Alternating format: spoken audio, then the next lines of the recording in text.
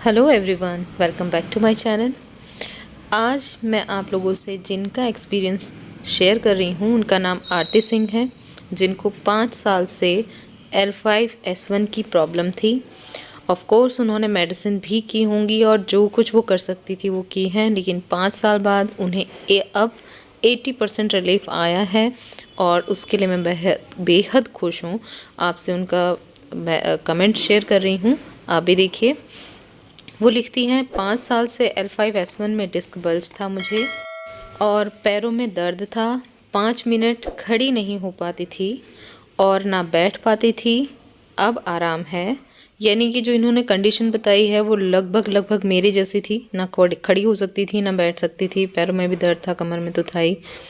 आगे वो लिखती हैं कि मैंने आपका बताया हुआ तेल से मालिश की और सिकाई भी और लेप भी लगाया है। देखिए, मैं बताती हूँ कि जिनको बहुत ज़्यादा लंबा टाइम हो गया इस तकलीफ़ में, प्लीज़ ये सब ज़रूर करें। मालिश और सिकाई तो कंटिन्यू करनी ही है और ऑयल वो बनाना है जो मैं बताती हूँ आपको, गांठ लहसुन वाला।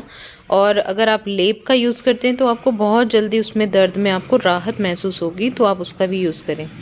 आगे वो लिखती हैं कि दीदी मैंने एलोपैथिक मेडिसिन ली है साथ में, तो इन्होंने यहाँ पे बताया है कि वो एलोपैथ मेडिसिन कंटिन्यू कर रही हैं उन चीज़ों के साथ जो ये ऑलरेडी बता चुकी हैं, जो मैंने बताया आपको। और आपके बताए हुए परहेज किए हैं, तो मैं बता दूं कि परहेज के बिना कुछ भी पॉसिबल नहीं है। आप कुछ भी करोगे, आराम आएगा, वो चला जाएगा, तो परहेज तो कंटिन्यू करना ही है। और वो लिखती हैं कि अब 80% ठीक हूँ। Thank you so much. और आप मुझसे बात करना चाहती हैं तो आप मुझे इंस्टाग्राम पे मैसेज करें, मैं वहाँ पर आपसे बात कर लूँगी।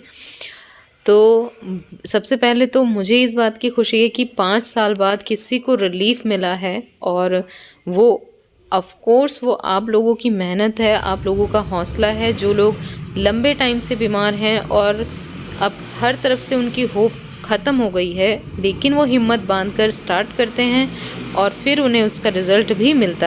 जबकि कुछ लोग ऐसे भी हैं जिनको मैं कमेंट पढ़ती हूँ कि लंबा टाइम हो गया है, फिर हिम्मत हार जाते हैं, सोचते हैं कि सब बकवास है, ऐसा थोड़ा ही है, कब तक परहेज करना है, बहुत सारे सवाल रहते हैं। लेकिन देखिए, हमेशा दर्द में रहने से बेहतर हमेशा परहेज करने में कोई बुराई नहीं है ना। तो अभी आपको 80% आराम आया है आरती, और कंटिन्यू रखिए, ठीक है। और अगर आपको मुझसे जो कुछ पूछना है तो इंस्टाग्राम पर आप मुझसे पूछ सकती हैं, आईडी आपको डिस्क्रिप्शन में मिल जाएगी। पर अभी बहुत ध्यान रखिएगा किसी भी तरह की मिस्टेक ना हो, क्योंकि फिर दर्द वापस से बढ़ जाता है, क्योंकि अभी डिस्क रिपेयर होने में टाइम लगता है। वो ऐसी जगह पे है जहाँ पर हम उसे बार बार हिलाते डुलाते हैं, ठीक है। तो इसलिए थोड़ा एहतियात रखिए और अपना और भी ख्याल रखिए। अब मैं आप लोगों के सवाल ले रही हूँ कमर दर्द को लेकर जो आपने पूछे हैं। सबसे पहला सवाल सोमा देवी जी का है। वो पूछ रही हैं, बेटा मुझे भी स्लिप डिस्क है, बहुत दवाई खा चुकी हूँ, कोई फ़र्क नहीं पड़ा, तो घबराइए नहीं, कोई बात नहीं है। स्टार्ट से स्टार्ट करते हैं, मतलब कि चाहे कितना भी वक्त गुजर गया है, अगर आप बाकी सारी मेडिसिन ट्राई कर चुकी हैं तो पहले तो आप वो मेडिसिन ले सकती हैं जो मैंने ली थी। वो आपको डिस्क्रिप्शन में वीडियो मिल जाएगी जिसमें मैंने परहेज और दवा वगैरह सब बताया है, और परहेज आपको समझ आ ही जाएगा। आप नीचे डिस्क्रिप्शन चेक कर लें या प्लेलिस्ट चेक कर लें, उसमें आपको कई सारी चीज़ें जो मैं बताती हूँ अवॉइड करनी है, वो परहेज आपको कंटिन्यू फॉलो करने हैं।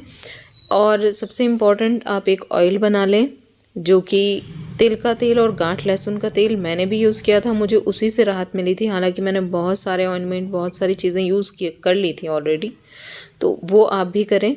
और उसकी मालिश करनी है 15 से 20 मिनट दिन में को 3 बार, और सिकाई करें कम से कम 20 से 25 मिनट। और अब सर्दियां हैं तो सर्दियों में जितना मालिश सिकाई दोनों करते हैं उससे आपको बहुत ज़्यादा राहत मिलेगी। वो सूजन को कम करेगा, चाहे वो कितना भी लंबे टाइम से आपको है, तो वो आपको राहत देगा। और मेडिसिन आपको ठीक करने में मदद करेंगे, और परहेज आपको पूरी तरीके से स्वस्थ करने में आपको मदद करेगा। तो ये चीज़ें आप करिए ज़रूर। कुछ चीज़ें समझ नहीं आती हैं तो आप मुझे इंस्टाग्राम पर मैसेज करिए, मैं आपको वीडियोस की लिंक शेयर कर दूंगी।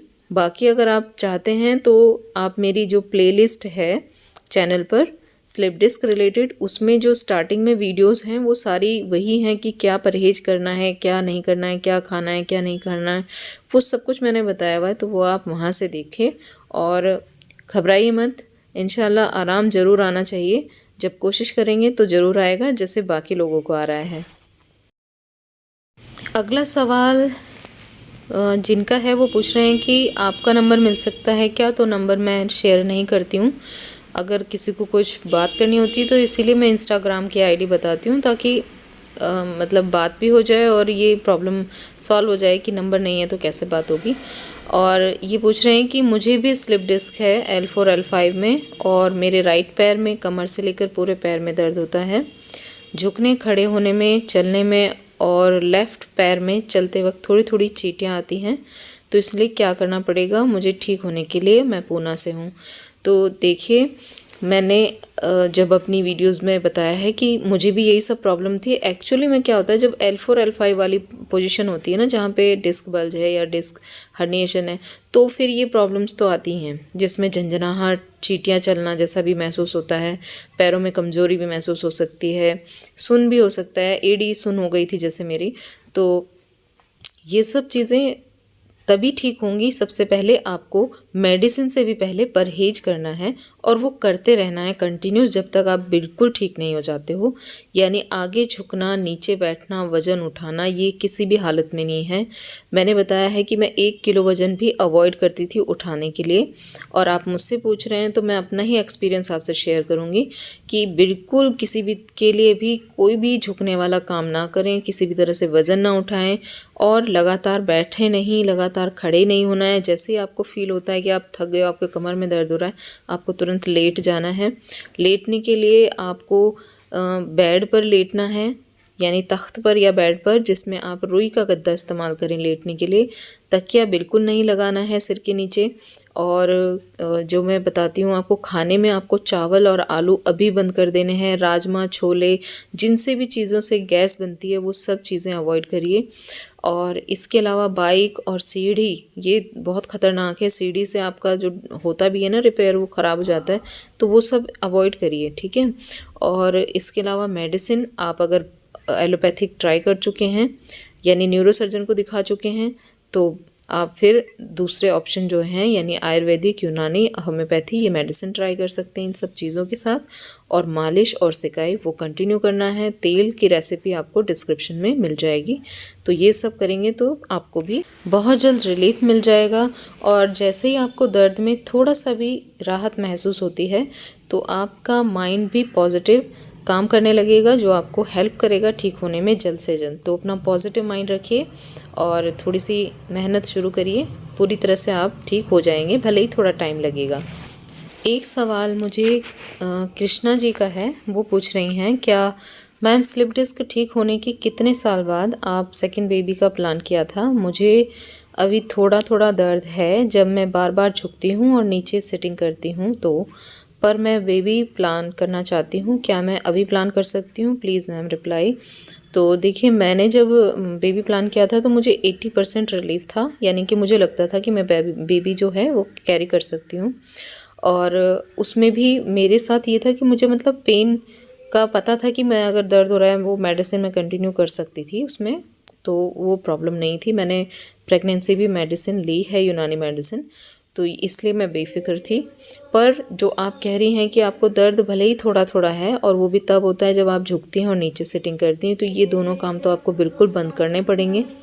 और अगर आप कंफर्ट हैं, क्योंकि यहाँ पे मैं एक सीरियस चीज़ आपको बताना चाहती हूँ कि हम लगता है हम जैसे ठीक हो रहे हैं, हम खुशी खुशी में बेबी प्लान कर लेते हैं, लेकिन कभी कभी ऐसा होता है कि जब दर्द बढ़ता है तो हमें फिर और कोई चीज़ प्यारी नहीं रहती है, और ऐसे में हम कोई भी रिस्क ना लें किसी भी एक नन्ही जान के लिए, है ना। तो आप कंप्लीट अगर ठीक हैं और आप बिल्कुल केयरफुल हैं तो ही बेबी प्लान करें, अदरवाइज़ 100% ठीक होने के बाद ही आप प्रेगनेंसी कंसीव करें, है ना।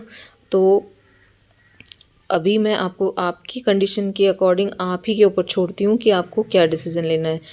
एक बात और कि मान लीजिए आप का सब कुछ ठीक ठाक हो गया है, बेबी हो गया है, बेबी होने के बाद बच्चे के साथ कितना सारा काम होता है और घर के भी काम होते हैं, उस कंडीशन को आप संभाल सकते हो तो ही प्लान करो, यानी आपको कोई हेल्प है घर में तो ही इस चीज़ के बारे में आप सोच लें। क्योंकि जब दूसरे लोग आपकी हेल्प करने के लिए आते नहीं हैं बल्कि और मुंह सड़ाते हैं काम करने के लिए, मैं सच में बोल रही हूँ, उस वक्त आप फिर मेंटली बहुत डिस्टर्ब हो जाते हो क्योंकि आपकी फ़िज़िकली कंडीशन ठीक नहीं है ना। तो आप सोच समझ कर ही इस के ऊपर अपनी जो आपका डिसीज़न है वो लें। अगला सवाल आयुषी का है जो पूछ रही हैं, मैम परहेज़ कितने दिन तक करना होगा और मैम हम थोड़ा थोड़ा टहल सकते हैं। तो देखिए परहेज़ आप जब तक आप कंप्लीट ठीक नहीं हो जाते हो तब तक तो आप ज़रूर करें, है ना। उसके बाद भी आपको ये ध्यान रखना है कि आप जैसे कुछ काम करने के लिए झुक जाते हो या आप वज़न उठाते हो, तो नॉर्मली हर किसी की कंडीशन अलग होती है, इसलिए मैं ये कह रही हूँ कि कोई तो 100% ठीक हो जाता है तो उसके लिए तो प्रॉब्लम नहीं है। लेकिन अगर किसी को किसी काम करने से कुछ भी महसूस होता है, मतलब कुछ भी अलग फील होता है, थकान लगती है या कपकपाहट होती है कमर में या किसी भी तरह का दर्द बढ़ने लगता है, तो उस कंडीशन में आप परहेज़, दो चीज़ का परहेज़ कंटिन्यू रखिए, पूरी लाइफ टाइम भी भले ही करना पड़े आपको, तो उसमें आपको रिस्क नहीं रहेगा कि आपको फिर से दोबारा ये प्रॉब्लम हो जाए, है ना। तो वो आप ध्यान रखिए।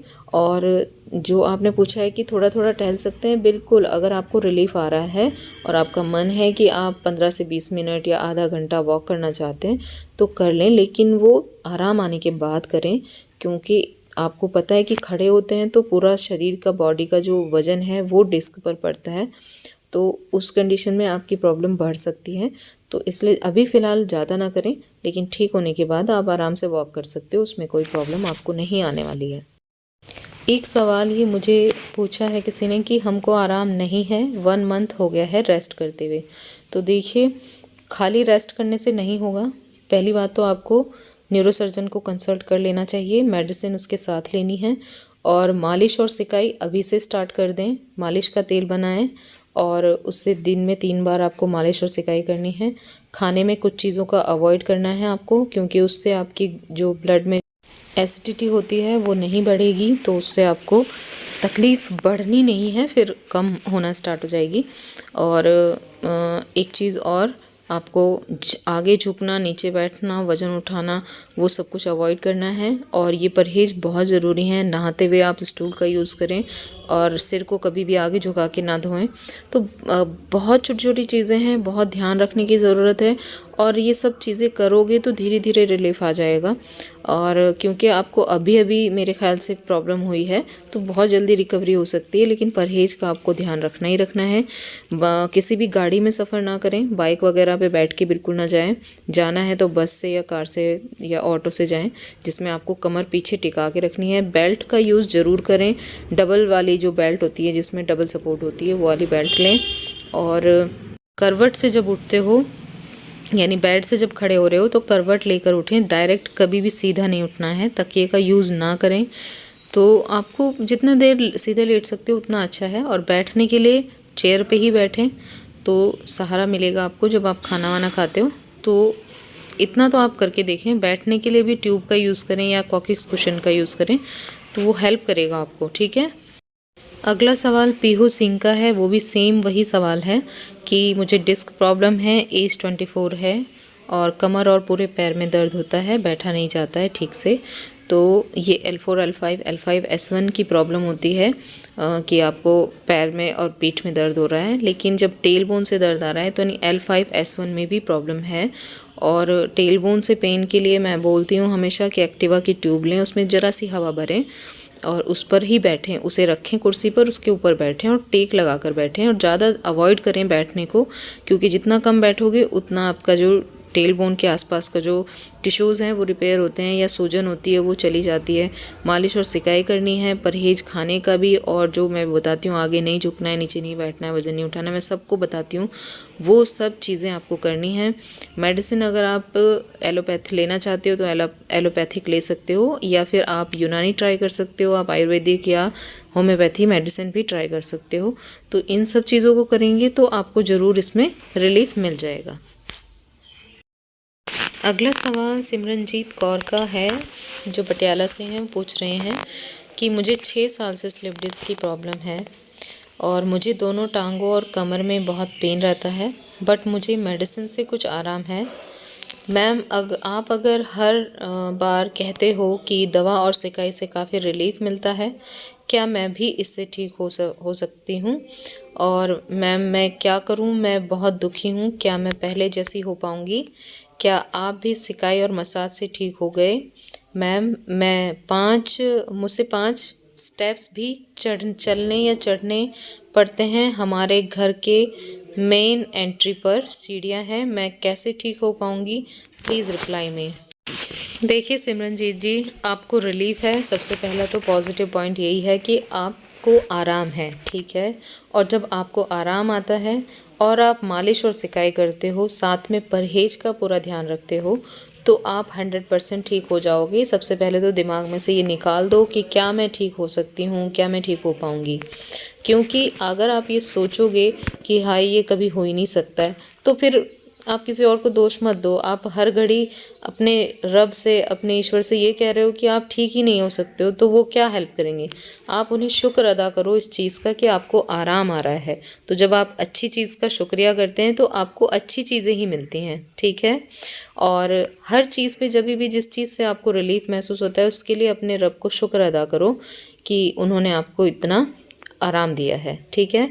दूसरी बात है कि मालिश और सिकाई जो आप कर रहे हो, जो मैंने की थी, मुझे बहुत राहत मिलती थी। मैं पूरा काम कर लेती थी घर का मालिश और सिकाई से, हमेशा मैं बताती हूँ। तो ये आपको सूजन में रिलीफ देगा और आप बेफ़िक्र रहिए, भले ही थोड़ा टाइम लगे लेकिन आप आराम आपको ज़रूर मिलेगा। और जो आप कह रहे हो कि 5 स्टेप्स आपके चढ़ने ही पड़ते हैं डेली, तो कोई बात नहीं, एक स्टेप पे दोनों पैर रखिए, फिर अगले स्टेप पर दोनों पैर रखिए, फिर आगे बढ़िए एक-एक करके, है ना? क्योंकि आपके लिए वो चढ़ना ज़रूरी है, तो उसे आप क्या करोगे? पहली बात तो जितना हो सके आराम, जब भी मिले मौका आराम करिए, है ना?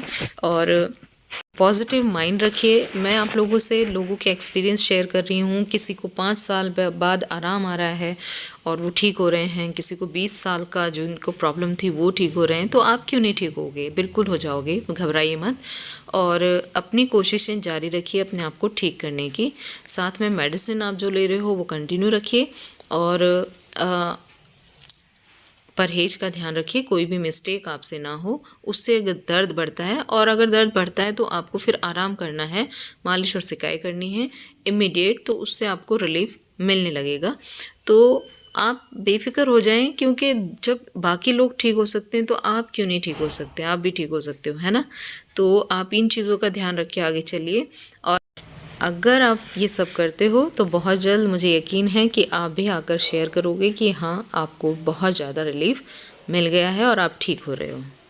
अगला सवाल मुझसे पूछा है कि मुझे L5S1 में प्रॉब्लम है, जल्दी कैसे ठीक करूं? और सभी लोग ज़मीन पर बैठने की मना करते हैं, वो सही है क्या? क्योंकि जब मैं ज़मीन पर बैठता हूं तो मुझे अच्छा फ़ील होता है और कुर्सी से उठने में बहुत ज़्यादा दर्द होता है। देखिए, ज़मीन पर बैठने में आपको भले ही अच्छा लगता है, लेकिन आप जब नीचे बैठते हो ना, तो L5S1 वाली जो जगह है, जो डिस्क है, वो बहुत ज़्यादा मतलब वो डिसबैलेंस होती है और उससे जो लिक्विड है वो बाहर की तरफ प्रेशर आता है नसों के ऊपर, तो वो बिल्कुल अवॉइड करिए। मैं बिल्कुल, लोग सब सही कहते हैं कि नीचे नहीं बैठना है, ठीक है। और जब कुर्सी में बैठने के लिए मैं पोजीशन बताती हूँ कि कुर्सी में कैसे बैठना है, तो जिनको भी कुर्सी पे बैठने पे दर्द हो रहा है, वो लोग सबसे पहले तो बेल्ट पहन कर ही बैठें, है ना। और कुर्सी पर आप एक्टिवा की ट्यूब में थोड़ी सी हवा भर के उसे रखें, या फिर कॉकिक्स कुशन रखें और उसके ऊपर बैठें, ठीक है। और सामने एक और चेयर रख लें और उसके ऊपर अपने दोनों पैर रख लें, मतलब लटका के ना बैठें जब भी बैठते हैं। और जिनको भी बैठने में ज़्यादा प्रॉब्लम है ना, वो कम से कम बैठें, मतलब खाना वाना खाने के लिए बैठें, वरना ना बैठें, अवॉइड करें बैठने को। तो ये प्रॉब्लम ठीक हो जाएगी। साथ में मालिश और सिकाई आपको करनी है, और जो मेडिसिन आपको और रिलीफ दे वो मेडिसिन आप कंटिन्यू रखें इन सब चीज़ों के साथ। खाने में भी कुछ चीज़ों का परहेज करेंगे तो बिल्कुल ठीक हो जाएंगे। अगला सवाल सीमा नेगी का है, जिन्होंने पूछा है, मैम मेरी लोअर बैक में अकड़न सी फील होती है और चुभन सी होती है, लेफ़्ट हिप में भी पेन होता है, सियाटिका की प्रॉब्लम है मुझे। क्या आपको भी बैक में कुछ फील होता था? और मुझे हिप में पेन तब ज़्यादा होता है जब मैं लेटे हुए करवट लेती हूँ। मैंने भी यूनानी मेडिसिन स्टार्ट की है अभी 10 दिन ही हुए हैं। प्लीज़ दुआ करना कि मैं ठीक हो जाऊं। मैं सबके लिए दुआ करती हूं कि सब जल्द से जल्द दर्द से बाहर आएं और स्वस्थ जीवन जिएं, वो कोई भी तकलीफ़ हो, किसी भी बीमारी में हो। अच्छा, इन्होंने पूछा है जो बेल्ट है वो क्या लगाना चाहिए। बिल्कुल खड़े होने और जिस वक्त आप काम कर रहे हो उस वक्त बेल्ट पहन कर करो, जब अगर करते हो तो, और जब चलते हो तब भी, और आप सफ़र करते हो तब भी बेल्ट लगाना है, और जब आप बैठते हो तब भी। बस लेटते हुए बेल्ट का यूज़ बिल्कुल नहीं करना है, इस चीज़ का ध्यान रखिए, ठीक है। और अभी जो भी चीज़ें हैं, जो भी प्रॉब्लम आपने गिनाई हैं कि आपको हो रही हैं, तो वो यकीनन आपको ठीक हो जाएगी। जो आपकी रीढ़ की हड्डी में चुभन आप बता रहे हो वो मुझे भी थी। मुझे लगता था दोनों हड्डियाँ जो है ना, रीढ़ की हड्डी सिर्फ एक जगह से नहीं, यानी बैक में ऊपर से जो थोरेसिक पार्ट है वहाँ से मेरी जो हड्डियाँ हैं मुझे ऐसे चुभती हुई महसूस होती थी, जैसे आपस में चिपक गई हैं, मतलब अकड़ गई हैं बिल्कुल। तो ऐसा होता है और ये यकीनन सब ठीक हो जाएगा, आप बेफिक्र रहिए। बस परहेज का ध्यान रखिए और मालिश और सिकाई कंटिन्यू करिए। आपके मसल्स जितने स्ट्रेंथन होंगे आपको जल्दी रिलीफ मिलेगा। तो बस आज के लिए इतना ही, और यही दुआ करती हूँ कि सब जल्दी से जल्द अच्छे हों।